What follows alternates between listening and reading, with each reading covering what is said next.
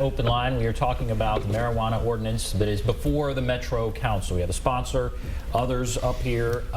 Let's just go back to the phones because several calls. Let's go to Paul. Hello, Paul. Yes, thank you. Go right ahead. Marijuana is a gateway drug. I don't care what you say. Just Google epidemiologist Dr. Michael Savage. Today's marijuana is not the same marijuana as yesterday's. It is near the same potential as today's lethal psychotropic drugs. Your brains need to be clear. That pertains to truck drivers, bus drivers, pilots. I don't want any of them on marijuana. I remember 3 derailments linked to an engineer that was on marijuana. It is obvious that billionaire world drug legalizer George Soros' money has reached influence here in Tennessee. Now, correct me if I'm wrong. I understand that marijuana makes one hungry. Now, could that be with parents hooked on marijuana, competing for food in the household is why we have 14 million hungry children daily? Ooh. Thank you. I appreciate you. All right. So okay. I'm going to say he's opposed. Let's just get some facts out here. That derailment, it wasn't just cannabis in his system. He had quite a few other substances in his system, including alcohol and I believe cocaine. And as far as this issue of people driving and flying, we don't encourage anyone to get intoxicated on cannabis and go out and drive or fly a plane. But as we mentioned earlier, the National Highway Safety and Transportation Administration did one of the largest studies of its kind recently, and they said that there was no increased risk of crashing when it came to using cannabis. He said today's marijuana is different than marijuana from a generation ago. Is that true? The percentages of THC are a little higher in today's cannabis, but as far as the safety of it goes, it doesn't significantly change anything. And he mentioned psychoactive drugs being lethal. Most psychoactive drugs are not lethal. You have to have significantly high doses, just like with cannabis, in order for them to be lethal. But that's a separate issue altogether. And one other thing he threw out was George Soros. So money. There is a conspiracy theory, and it's I don't know where this money is. Yeah, I haven't seen any of it either. This bill's not to legalize marijuana. This is to provide a punishment alternative. That's all it is. So the conversation was really leading towards that. Should we get into the hunger part of all that, or should we let it go? I seriously doubt that this is contributing to child hunger in the United States. Okay. It is helping a lot of children in legal states with seizure disorders. All right, let's go to Michael. Hello, Michael. Yes. Go right ahead. I'm on medication they give me for pain and things like this. I used to smoke pot all the time. Once I got on the medication, of course, I could no longer smoke pot because if I do, I lose my medication. And if they could, I think they ought to go a step further and legalize it, because alcohol is worse than any marijuana. Most people who smoke marijuana sit in their home, they smoke it, they kick back, they watch TV or whatever. It's not a big thing.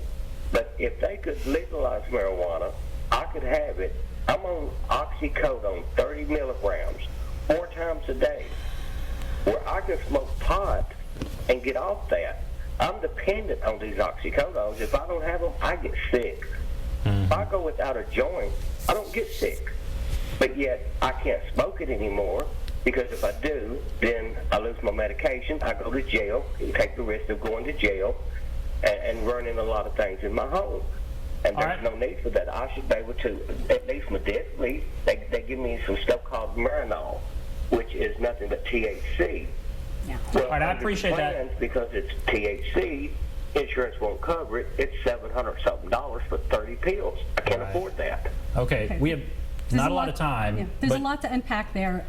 Narcotics are a big problem. Prescription painkillers are a big problem. It's an epidemic in this state. In legal medical states, they've seen a 25% reduction in prescription painkiller overdose deaths in legal medical marijuana states. People are able to get off a significant number of their prescription medications when they use cannabis for some conditions.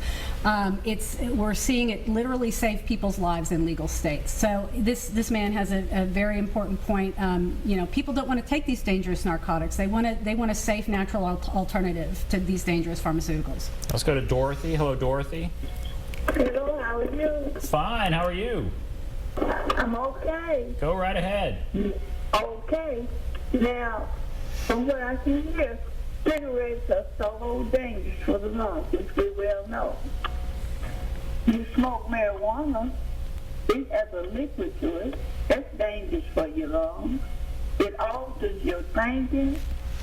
You mean I'll be on the road with somebody high and they're not thinking correctly? What parent are you teaching your children it's okay to get high? Don't you see? So you have concerns about this, and I appreciate your call. So she has concerns. Is this sending a message to our children? I'll ask you that. What do you say? Here's somebody with concerns. We're not legalizing anything, nor are we suggesting anybody go out and use anything. We're certainly not suggesting children do anything. We'll leave the parenting to parents. But as a city, giving police this alternative for keeping people out of jail and keeping them from getting criminal records has merit. And what did you want to say to what her concerns there? Well, she was mentioning that it affected thinking, and it affected people's ability to drive. I believe we've already addressed the issue with driving. The National Highway and Safety and Transportation Administration have found that it doesn't increase your risk of crashing. As far as it affecting people's cognitive abilities, there was a comprehensive study done in New Zealand. I believe it was a 40-year-long study. It was that said that the only significant health problem that they saw with people that consistently used cannabis was gum disease. Now, what about lack of, you're supposed to be more subdued or whatever it is, a lack of... Sure, a lack of motivation. Motivation, yes. I have heard that. Well, All right, so what about that criticism? It actually depends on what kind of strains you use. There's indica and there's sativa. Indica is, if you consume too much of it, might give you what they call that couch lock. You're more relaxed and you're more calm. That's good for people with, that need to sleep or have pain. When you use, there's sativa is the other kind where that's more of an awake. You're more awake. You can be more active. This is simply a matter of educating people about cannabis and what it's used for and how you can use it. And there's a lot of misinformation. We've been systematically misled on cannabis for decades in this country, and we have to get the public up to speed on the facts on this issue. So, Russ, when you when you signed on to this bill, you weren't sure what to expect as far as the reaction. Is that right? That's correct. What have you gotten? What reaction have you gotten? Overwhelmingly positive. I got an initial text message from a friend of mine who was a little bit miffed by the fact that I was on that bill. But since then, about well over 90% of the contacts I've had with people have been overwhelmingly positive. And that really kind of surprised me. I didn't really expect that kind of support for this measure from a lot of different people. People are really silent about this issue until something like this comes along, and then it's amazing how they'll come out and say, I'm really surprised that you're on this bill, but I'm really supportive of it. So it's been real positive.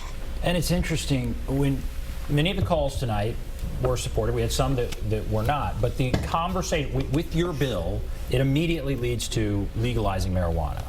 And you said many times tonight, that's not what your bill is. But we have a minute left in this segment. What would you want people to understand? I would just make the point that, if there are a lot of arguments being made in favor of this legislation, and most of the arguments in opposition are opposing a different policy than what we're recommending. When people are opposed to full legalization, which we don't have the power to do,